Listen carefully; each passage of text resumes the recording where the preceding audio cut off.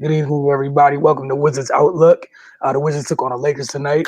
Joined as always, we got Cardell Dudley Jr., Raymond Lyons, Wilson Turpay Jr. And as you guys see at the bottom of the screen, the Wizards rebound from the loss against the Spurs.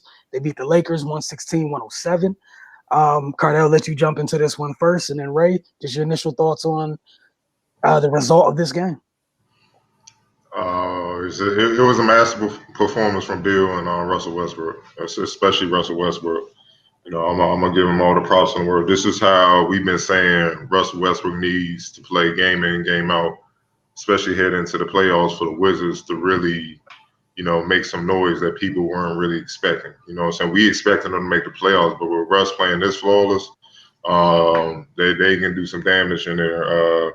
Look, I mean, 18 points, 7 of 16 shooting, 18 rebounds, 14 assists with the 2 turnovers. You see what I'm saying? Like you can't ask much more from a point guard. You good with him. You know what I'm saying? Then it makes Bill be able to stay in his lane, scoring 27 points, 11 to 18 shooting from the field, 3 of 5 from deep, 3 rebounds, 3 assists.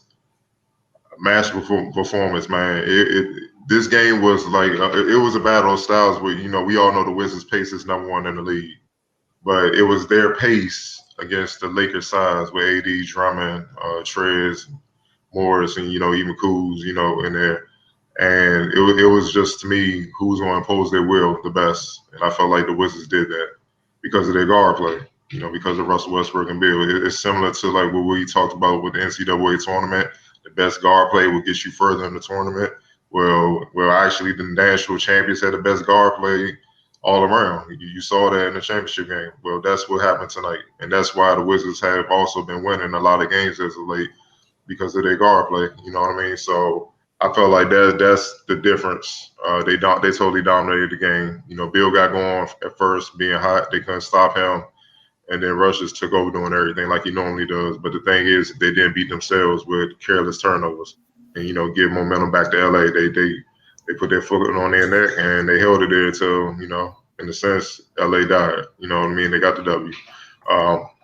Points in the paint. Wizards won that 62-54 rebounding battle. They won that 50-41, which is crazy because I didn't expect them to win that with Drummond and AD down there. But that tells you how locked in and how focused they were coming into this game to even win that. But we also got to get the Wizards props on the defensive end. They held LA to 43% shooting and 29% shooting from deep. They outscored LA 59-44 in the second and third quarters, which blew open the game. It was stretches where LA it was one and done. Literally, they couldn't really get a good look, and they missed all those shots.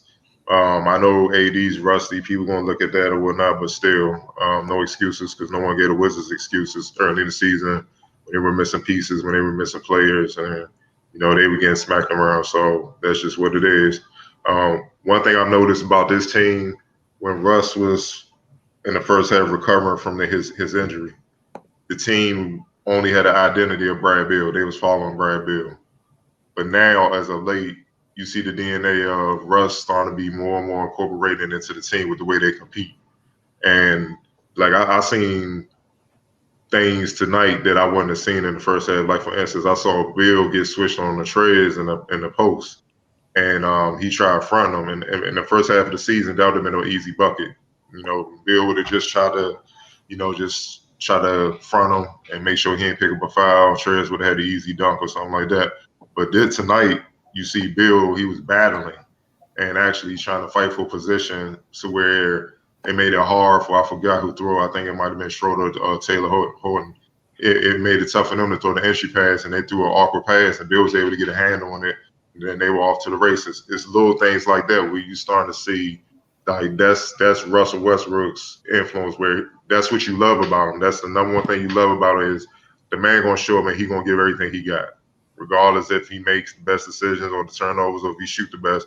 He gonna give you everything he got, and that's what you see with the team. Like think about it, you wouldn't have seen Rui dunk on AD early in the year or in previous years. You've seen Hutchinson punch on Taylor Horton. We know Gafford gonna catch a body. That's what he does, but Rui having a confidence where it was no hesitation. He had a long stride. He put the ball in the right hand. It was clear what he was going to do. And he ain't hesitated nothing. He punched on AD. That was impressive. That's the influence you start to see from Russ where guys start to compete and play at a higher level than they're accustomed to, and you starting to see the results, man. The wins are piling up, and they're dangerous now as the playoffs approach, and that's how you got to look at it.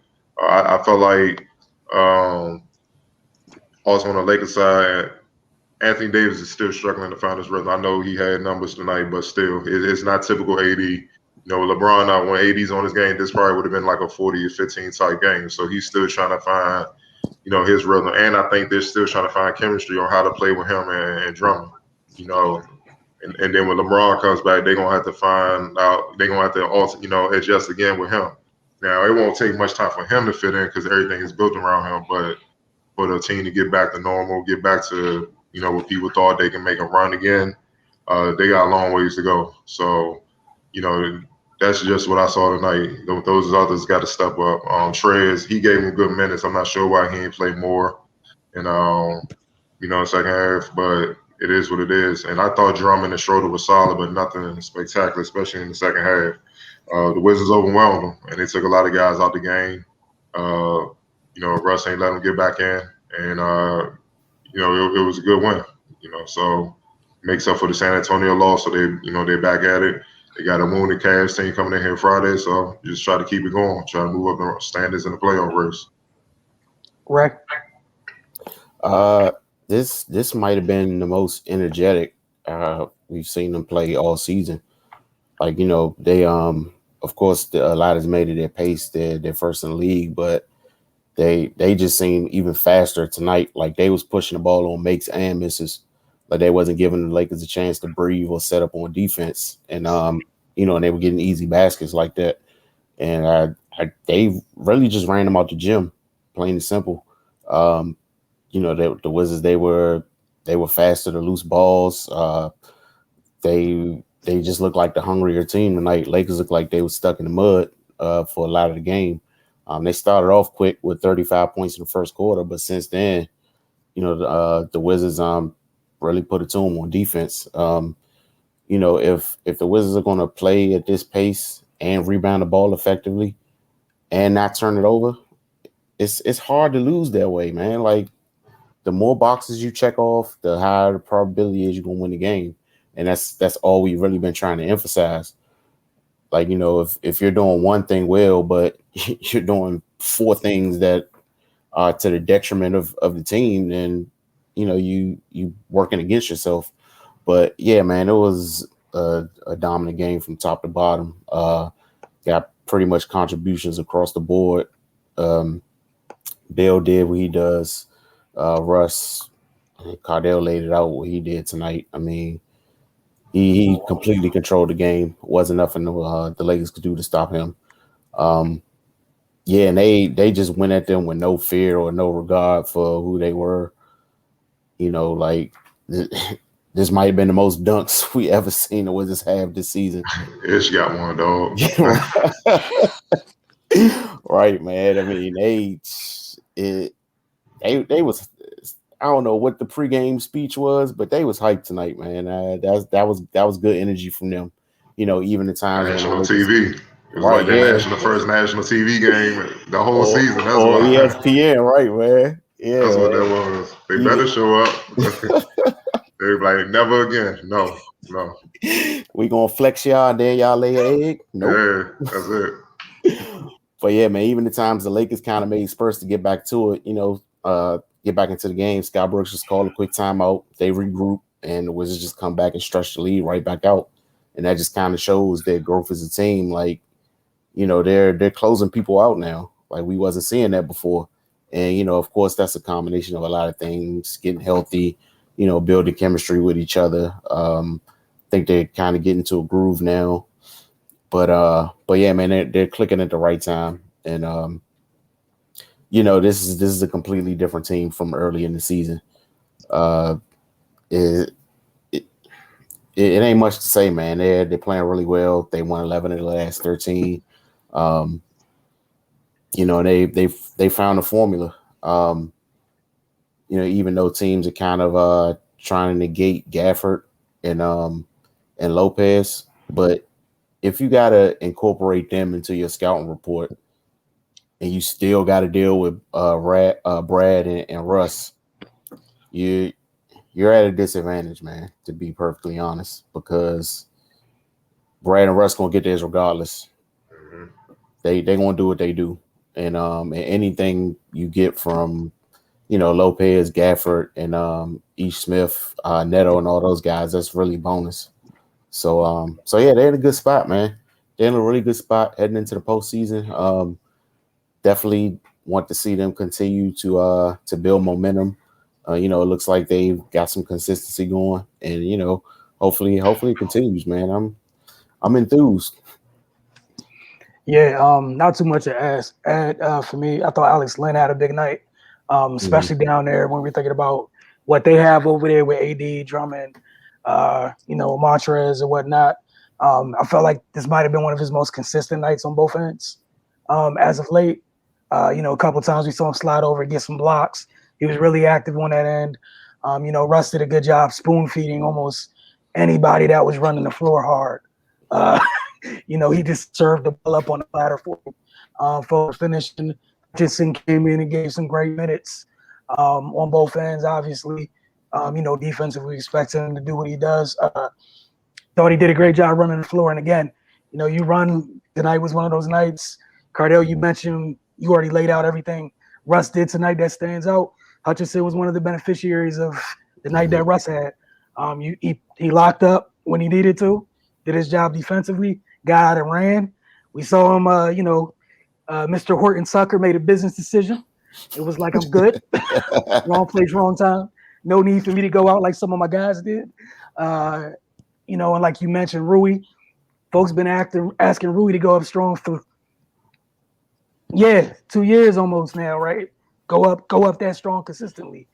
Like you said, he caught it. He didn't care if it was AD, whoever right there. Got it to his right hand. Only thing on his mind, I'm catching the body. I don't care whose body it is here. I'm catching one. I just like the activity and effort defensively. A lot of defensive possessions where it's multiple efforts. We've seen them in the past where sometimes they'll make a good rotation and that's it. We only had a couple of those moments tonight, which was cool. And you got to think too, all the folks that kind of technically the others that contributed tonight. Bertans went 0 for 6, and this is not me bringing him up to mess with him or anything like that. But to say this slowly, what I'm saying is, if he connected on 3 or 4 of those wide open threes he had, because he got a couple good looks, think about how much quicker that game would have got blown open. Because they were almost doing it straight off twos for a while, and he got some really clean looks. But yeah, it was a really good win. And this is the thing now. You put in this type of effort. This was like the culmination of all the things we've been, some of y'all have been saying we picking at them about and everything else. This was the culmination of them checking, like Ray said, they checked every freaking box tonight. And if they didn't check every one of them, they were really close. You could at least put the pen in that direction. Now the thing is, from here on out, it can't be less than this. And if it's less than this, we're going to talk about it because this is what you laid out. So, this is it going forward. Like Cardell said, they got Cleveland coming here on Friday. Don't drop the ball to Cleveland after a win like this. Like again, the San Antonio thing, not even really worried about because of the type of game that was, and you rebounded like this. That's cool, but you can't let Cleveland come here and you can't lay an egg to Cleveland on Friday. That's what you can't do. Did y'all have anything else for this game before we get to the comments? Nah. All right, cool. Slide to these comments real quick. Where are they? My bad, I went the wrong way. We're going to start with LED. Well-fought game. This is about a San Antonio game, obviously. Well-fought game. Bill with a monster night offensively, but a mannequin on defense. Russ can't get the shot to fall for the third game in a row. He also looked a half step too slow trying to get by his man, I assume. I hope he's not playing with some nagging injury. Brooks needs to expand his playbook and find ways to get Bertans more shots. Ray, you can have this one. We'll start with you here. Yeah, it was definitely a well-fought game. In regards to the defensive effort from Bill, I didn't see anything atrocious. DeRozan had a great game, but that's what he does. Like he's kind of okay at this basketball thing. So I mean, people have great games sometimes. It happens. Yeah, Russ. Russ has been struggling finding his way in regards to shooting, but yeah, I didn't. He's looked the same to me as he has during the whole win streak. But yeah, if Ali D saw something I didn't, then it's something to think about. But yeah, Brooks needs to extend his playbook and find ways to get Bertans more shots. He was over 6 tonight. He good where he at. Make the ones you get. We'll just leave it at that. Cardell, you want to chime in, or are you good off this one? Right, Cool. you got it right. All right, on to the next for Big O. If we do end up making it to the play, how far do you see us going? With our current roster, what upgrades do we need? Maybe trade Bertans for K Love? It's all you, Cardell. Yo, the other team gotta want the guy. Like it's not video games, man. You know what I mean? It's just it don't work like that. Kevin Love isn't going. I mean, it'd be great. Let's be honest. It'd be great for Washington, but I don't think it'd be great for the Cavs, man. So I know they're not going. I don't see that trade ever happening. How far do we see them going if they make the play in? It's tough because you have to. I think the seventh A matchup, whoever wins that automatically gets the 7th seed, and then the 9th and 10th seed they got battled out for the 8th. So I don't know. It'll be tough. Just getting there is not good enough because at the end of the day, if you lose, you out. You know what I mean? So you got to win it to secure a playoff spot in the top 8. And then what is your reward? The Nets of Philly. That's a tough hill. I mean, I love what Russ and them doing and Bill, but against either one of those teams, it's going to be hell. Especially for them. Obviously, the Nets are more of a harder matchup because of who they got to deal with on the perimeter. And against Philly, you got to deal with a monster Embiid. You know what I mean? Who has had his way again with the Wizards. So I don't know. It being wrestling, it wouldn't look good. Just being honest. Hopefully they will take them the distance. Make it a long series, but it's hard to say that they could beat the Nets and Philly in the first round if they get through the play-in process and secure that and get that matchup. But yeah, no trade should even be talked about right now until next season or maybe in the off season and whatnot. And yeah, I doubt it'll be for Kevin Love. All right, on to the next one. Raider back up. You got another one from Ali Dia. I was wondering if I was the only one who noticed that DeRozan in particular appeared to use Beal in the 4th. I think Brooks should have put Russell and DeRozan a lot earlier. As soon as Russ got on, the Spurs went to Murray with the same effect. That being said, Russ has to be better at shooting the ball. The Wizards need more complexity to their offense. Just give the ball to Beal can only take you so far, even though he's fantastic on offense tonight. The problem is that if he hits a bit of a dry spell at the wrong time, same crunch time, you have nothing else going. I mean, I already addressed the DeRozan thing in the previous comment. I mean, he had a great game. I don't know what more needs to be said about that. And yeah, this is a lot of repeat stuff. Talk about Russ shooting as well. Just give the ball to Bill. I don't think that's their offense at this point in the season. It was earlier, but yeah, they've evolved past that. But I mean, he's the leading scorer in the league. He's gonna get the ball a lot. I don't see the issue with that because he's producing.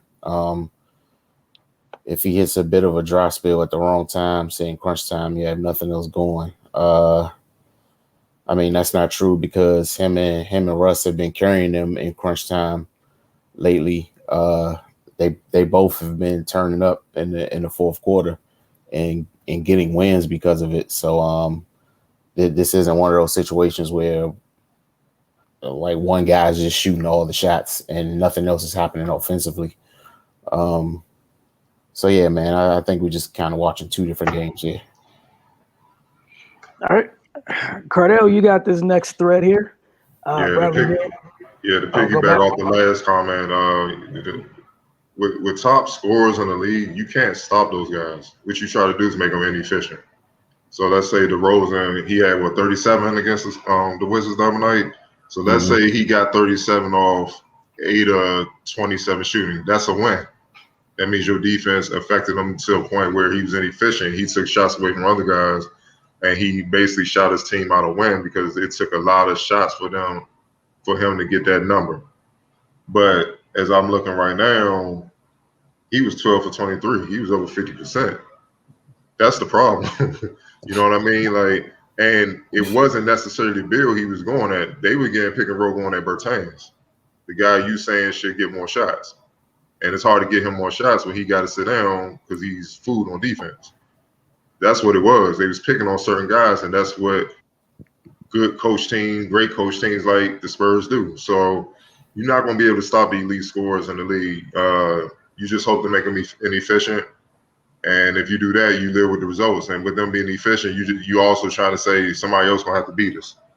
And that's why the Wizards have been winning, because you can't just key in on Bill, because Russ is going to got it going. Rui's producing. The bigs are producing at a decent rate. Neto will give you a good 12 or something. So it's like you got to worry about a whole lot more. And if Bertans is on, that's even a bonus, because now he's spreading the floor doing what he should be doing. So now, in a way, it's just Bill and those guys going one-on-one. And I'm pretty sure they like those odds. So this ain't a video games, man. You're not shutting these dudes down unless they just completely off, and that's rare. That's why they're all-stars, and that's why they're all NBA caliber players. What's the next one, Wilson? I got you. The next one is pretty much continue with his thread. Bradley Beal stopped maybe. His defense is trash. A response, he can do everything. He got 45 points with zero turnovers. That's not easy to do. His response is, so what? You still can't be a liability on defense and give those points right back. Yeah, like I said, same thing. He was guarding DeRozan. They're going to go back and forth.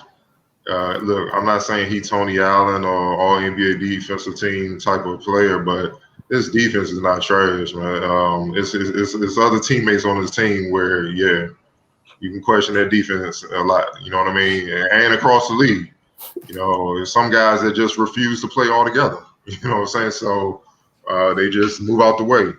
His defense isn't trash. Do he have lapses? Yes, and he's admitted to that. Throughout the season, he said he need to get better at staying locked in throughout the entire game. Because some of those lapses, he'd get backdoor real easy or whatever. So stuff like that. But yeah, his defense ain't trash. I don't know. It's like what Raymond said. I don't know what games y'all watching, man. It seems like y'all box score watching. That's what it seems like. Y'all just see DeRozan at 37 and just assume he played the same position as Bill, that he just cooked Bill, and that wasn't the case. So if anything, DeRozan gave it to everybody. That's why they won the game. Whoever that was trying to defend him, trying to slow him down. So nah, man. Bradley Beal has been solid defensively throughout the year, man, along with being the leading scorer in the NBA, man. Yeah, had this been last year, that's a different discussion. Yeah. You know what I'm saying? Like, that's a little bit different. Last year's effort, disgusting, indefensible. This year hasn't been that. Also, like, I'm sure a bunch of y'all don't voluntarily watch Spurs games on purpose. DeMar DeRozan's the same boring, consistent mid-range scorer he's been throughout the length of his career. And the nights when, you let him get going, that just lingers on for a little bit longer. And again, he wasn't the only one targeting, some of y'all's favorite person. Murray was too. And we saw some of that tonight at times. Like, a lot of teams do that. Shoot, the Wizards do it at times. They find bigs on the opposing teams that they like to match up, and Russ and Brad take turns attacking that to get the switch that they want. So this is nothing new. And also, I think earlier someone mentioned something about who else is going to do it. So I know y'all love these numbers because y'all love numbers. So clutch points in the league this year, according to NBA.com, y'all's favorite site, it's a point. It's 0.2 of a point difference between Beal and Russ in the clutch. Beal's averaging 4, Russ is averaging 3.8. in what what NBA.com defines as the clutch. So just want to throw that out there for the give it to Beal and who else. It's kind of give it to both of them and then who else. So just want to chime that it's a two-man thing going on there. But going back to minding my business, we're going here. The Awesomes, we did well first great kick of the ball, and we did too, but they won that battle, and that was not a clean game by Russ, big dog. 6 turnovers. Van Dam said, "Stop it." The Awesomes' response is 6 turnovers is not a clean game, and he's hella inefficient. I think this is your turn, Ray. Yeah, man, that was I think we touched on it after the game the other night. I think it was a combined 14 turnovers for both teams. But it was a stretch where Russ had like 2 or 3, back to back. But outside of that, he was great. That's obvious based on the number of total turnovers. So I don't know if he's referring to a specific comment. Maybe I don't know. I just know outside that bad stretch from Russ, I think it was in the third quarter. Taking care of the ball was at a premium. It's rare that that we see both teams with single digit turnovers. But yeah, man, like we said the other night, that was just whoever made the last shot, because both teams were executing flawlessly on offense, which was evidenced by the shooting percentages and the low number of turnovers. So yeah, man. Right. I think Russ did well. Of course, outside of those 2 to 3 bad ones. My bad. I think that was a reference to me because I said he played a pretty clean game, and I'm not gonna, disregard that. The team as a whole, the turnovers were low. He had just one bad stretch in that game. So for the most part, yeah, I'm gonna stand by that statement. We've seen other games where sometimes he's had 2 less turnovers, but they were way costly. Everything's off track. The offense isn't flowing. And again, I think as a team they had 8. I think they had 8 as a team, and Yeah, they then had 8, the and Russ Spurs had had 6 of 6. them. Right. So again, I said a pretty clean game. I will stand by that. They went back and forth. It came down to who had the last shot, and the the technical fouls they got bothered me more than some of the live ball turnovers there in the game. But here you go, Cardell. This is again continuing this thread in response to the Awesomes. He scored 14th in the fourth. Knock it off. I think this was his response to Russ. The turnovers. The Awesomes not clean to a team who doesn't turn the ball over as much. And we trying to stay in the playoffs. All that 5 to 6 turnovers is gonna have to stop. Tossing up bad shots. No doubt he did his thing in the fourth. 14 points, can't be mad with them turnovers. Shaking my head, a clean game for Russell should be less turnovers than quarters in a game. Great game, not just Russell's fault, just not clean. Russ has to clean up the turnovers, man. Let me get this banner out of here real quick. Sorry. I could deal with this inefficient jumper, but damn, he needs to cut turnovers to at least 3 a game max. DeRozan had 37 points, 10 assists, and 2 turnovers. Enough said. Feels like y'all are having some of the responses we had amongst yourselves. But Cardell, you want to chime in there? Yeah, it feels good, don't it? Some sensible people all of a sudden, they not accusing us of hating on Russ for saying these high turnovers need to go down. And by golly, yeah, Russ showed it tonight, man. He played a monster triple double, had 2 turnovers, and they beat the Lakers, man. Y'all see? You see what we've been talking about? He's capable, man. Like we not hating on him. It's like y'all so silly, man. Like people just so emotional. He's capable. We didn't think he was capable of doing this. We wouldn't expect it, man. We'd be like, yeah, the triple double, 6 turnovers, we'll take it. You feel what I'm saying? It's like, come on now, we'll take it because it's just like he don't normally do that, but we know he's capable of. It's no way a point guard in the NBA can carry a team to winning ways and have that many turnovers. You just can't do it. Even against bad teams, if you have that many turnovers, you're going to keep them in the game. They're going to find a way to beat you, which was happening early in the season. Even when you could say he was unhealthy or whatnot, but yeah, even at the All-Star break when he kind of got back healthy and whatnot, it was some of that. But against the better teams, you damn sure gonna get your ass whooped if you keep giving them chances to beat you. It's impossible. It's hard. that, and then think about it, it's deflating. It takes energy away from you. That's extra possessions for them offensively means extra possessions for you defensively. See what I'm saying? So you work hard, you get a stop, now you giving it right back. You back on defense. You huffing and puffing and stuff like that. So you don't want to do that, man. Like, no, I'm just really going crazy with people in these comments just really thinking, just dismissing turnovers. It's just like, no, man. I don't know if they played ball before at some level. It's like, man, look, man, it's some of these turnovers. I'm like, I'm not even brave enough to commit them many turnovers, man. I'm just being real. It's automatic in me to, I know I'm going to get benched. There's no way in hell you can just keep doing that. So, yes, tonight's game is ideal for Russ. Like, we know he's going to give us the triple-double. We know he's going to compete. But lowering that thing 2-3 turnovers a game, I can live with that. And you will not hear our mouths, because more than likely, the Wizards going to win. It's as simple as that. 6 turnovers or something, it's going to be iffy. And look, all right, hear me out. They're going to do the play-in game. Let's say they secure the playoff spot. That means you're going to have to take on, right now, either the Nets or Philly. Average 6 turnovers against them in the series and see what happens. That's all I'm going to say. That's 18 the points. Broom's coming out. It's already hard enough to stop them already. So you're going to help them out. The Broom's going to come out. That's all I'm going to say. 6 to Brooklyn's 18 points. Yeah. And minimum. You know what I'm saying? So, but yeah, again, tonight, and that's why we've been saying it, because this was like the most optimal version of Russ. You got it tonight. It was a hell of a performance, heck of a result, and that's it. If somehow y'all took that for, hey, lower the turnovers, why are you hating Russ? Nah, nobody hates Russ. It's just literally he's a great player. Wouldn't you want to demand or expect a great player to be the best version of themselves as much as possible? And that's always been his thing for him, just being consistently being the best version of him. Because all the other stuff he does, waking up out his bed, you never worry about his effort. You never worried about him having, is he not going to feel like going today? All that stuff, man, all the stuff you worry with some other people, you don't even worry about with this dude. So again, just about being more consistent in an area that directly impacts the outcome of the game, or can directly impact the outcome of the game for your team.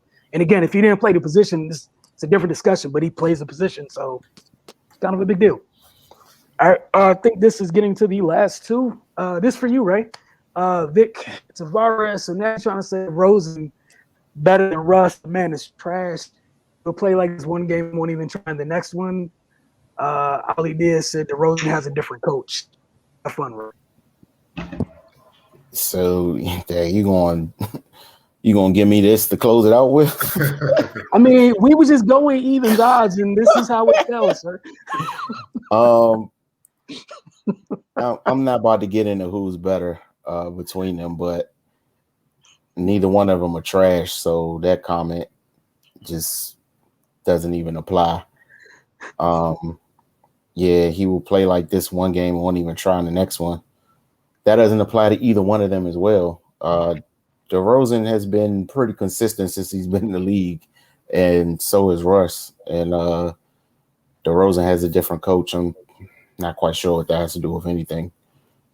This is just kind of tough to follow here, but yeah, man. I'm sorry, man. It was the order, right? It was just the order. I'm sorry. I throw this out just for that gentleman right there. For somebody who's quote unquote trash AF, he's a career 20-point per game scorer. Just gonna throw that out there since some of y'all don't matter no more, Wilson. That don't matter no more because for the career. So is Andrew Wiggins, but they say he trash too. So that don't matter. It might as well be 2 points a game for their career.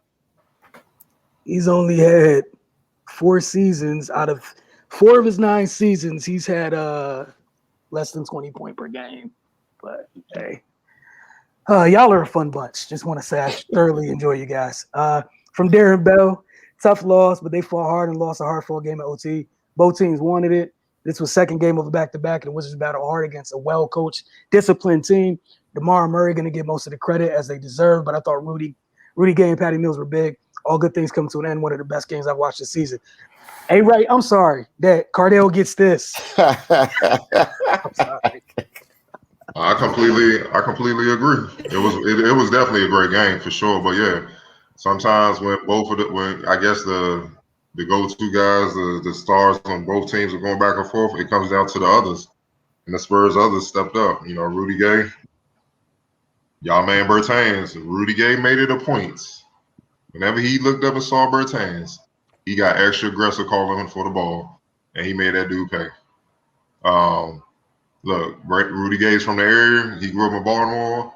Around here, when you know a guy can't guard you, it gets vicious. it gets very vicious real quick, young, and yeah, they get you up out of there quick. So that's what he did. You know, Patty Mills hit some big bombs late in the game that the Spurs needed to come back and take the lead, and then DeRozan finished the game off. That's what it was, man. But yeah, I totally agree. It was definitely one of the better games of the season because of the efficiency of both teams, the back and forth on the sidelines between Pop and Brooks. It was just a great all-around basketball game, you know, what you would expect in the NBA game. All right. If that is all, we will see you guys on Friday. To all you football fans, enjoy the first day of the NFL draft tomorrow. Next coming days as well. But yeah, big win for the Wizards tonight. Big time performance. It's all about seeing if they can follow, pretty much essentially keep that same energy from tonight going into Friday's game against the Cavs, right, Cardell? Against the Cavs? Yeah, the Cavs. All right, against the Cavs, which again, if they're able to take care of business against the Cavs, it further helps them because you want to, go ahead and take care of anybody that's trying to go fight towards a playing spot with you and could possibly be in your way or keep you from it. Y'all have a great evening. For Cardell, Ray, and myself, this has been Wizards Outlook.